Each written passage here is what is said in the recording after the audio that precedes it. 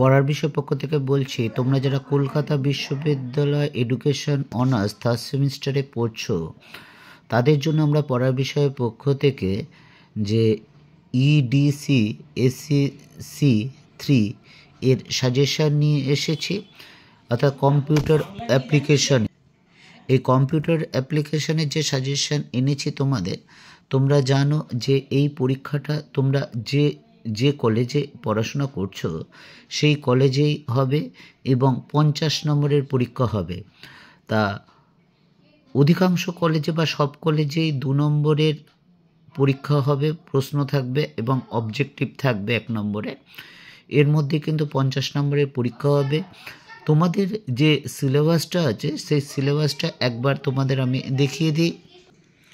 দেখো, সিসিএফ অনুসারে তোমাদের পাঠ্যক্রম হচ্ছে কম্পিউটার অ্যাপ্লিকেশান বা কম্পিউটারের প্রয়োগ। এখানে দেখো 3টে ইউনিট আছে। প্রথম ইউনিট আছে কম্পিউটার বেসিক্স, অর্থাৎ কম্পিউটারের মৌলিক ধারণা। এর 3টে উপবিভাগ আছে। পরের ইউনিট অর্থাৎ সেকেন্ড ইউনিটে অফিস টুলস অর্থাৎ অফিস সরঞ্জাম, এরও অধীনে 3টে ইউনিট আছে, তোমরা দেখতে পাচ্ছ। এবং থার্ড ইউনিট অর্থাৎ সাইবার সেফটি বা সাইবার নিরাপত্তা, এর এগেনস্টেও 3টে ইউনিট আছে। এর মধ্য থেকে তোমাদের প্রশ্ন আসবে। 50 নম্বরে তোমাদের কলেজে পরীক্ষা হবে এবং 50 নম্বরের প্রজেক্ট হবে, অর্থাৎ টোটাল এই 100 নম্বরে কিন্তু পরীক্ষা হবে। কাজেই চলো আমরা যে 50 নম্বরের যে সাজেশান, সেই সাজেশানটা তোমাদের আমরা দিই, সেই সাজেশানটা শুরু করি আর কি। তোমরা যদি এই সাজেশানগুলো ভালো করে পড়ে যাও তোমরা অবশ্যই কিন্তু কমন পাবে।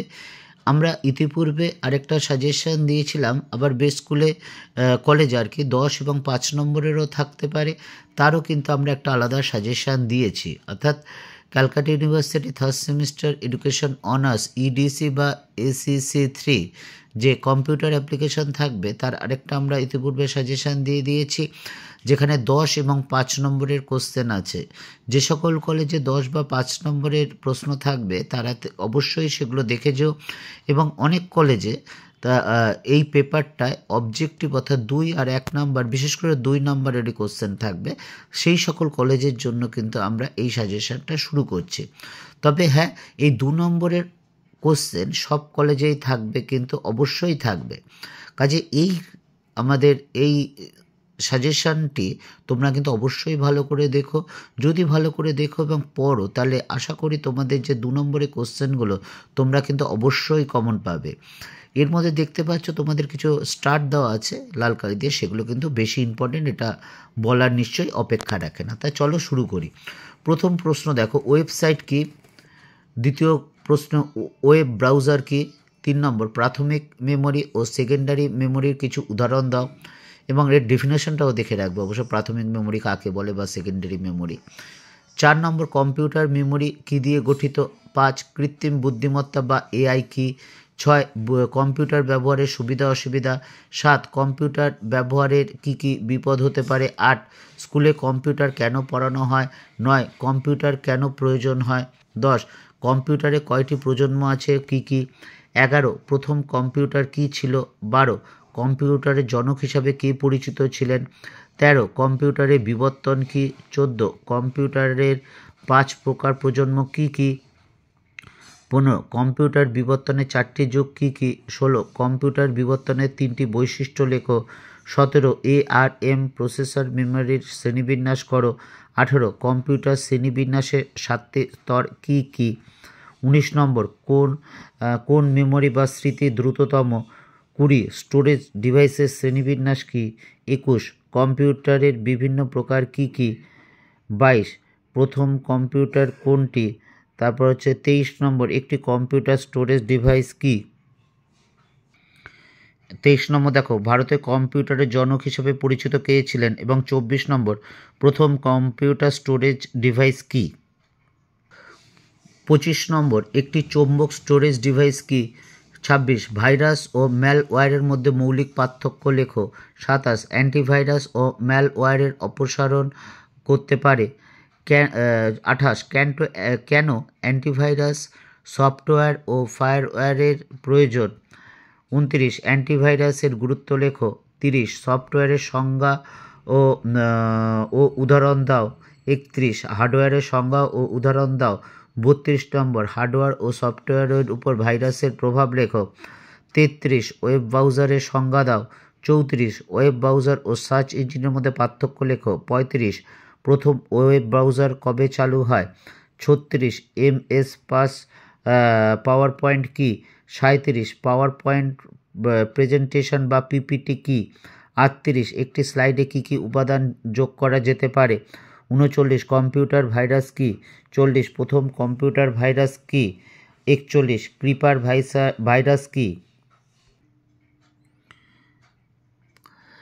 42 কম্পিউটার ভাইরাসের উদাহরণ কী কী। 43 সার্চ ইঞ্জিন কী।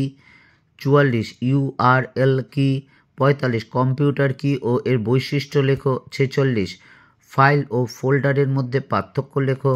47 হার্ডওয়্যার ও সফটওয়্যারের মধ্যে পার্থক্য লেখো। 48 রম ও র্যামের মধ্যে তুলনা করো। 49 ইন্টারনেট ব্যবহারের সুবিধা অসুবিধা লেখো। এবং লাস্ট কোশ্চেন 50 সাইবার অপরাধের সংজ্ঞা ও প্রকারভেদ আলোচনা করো।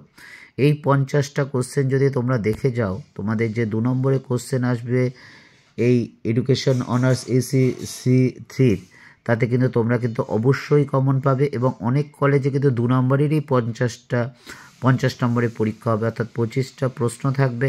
কাজে কিন্তু এগুলো যদি পড়ে যাও তোমরা কিন্তু অবশ্যই কমন পাবে। পড়ার বিষয় পক্ষ থেকে এতটুকুই অগ্রিম শুভেচ্ছা রইল।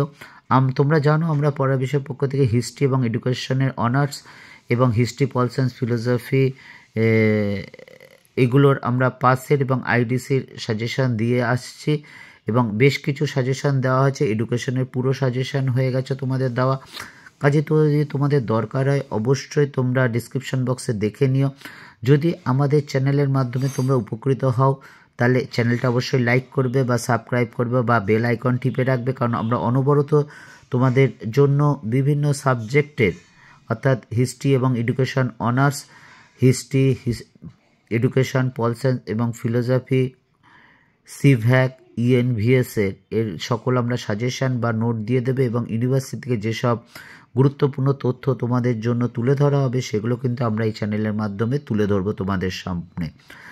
যদি তোমাদের মনে হয়, আবার বলছি, যদি তোমাদের মনে হয় বা উপকার হয় বা উপকৃত পাও তাহলে চ্যানেলটি অবশ্যই লাইক করো বা সাবস্ক্রাইব করো বা বেল আইকন টিপে রেখো।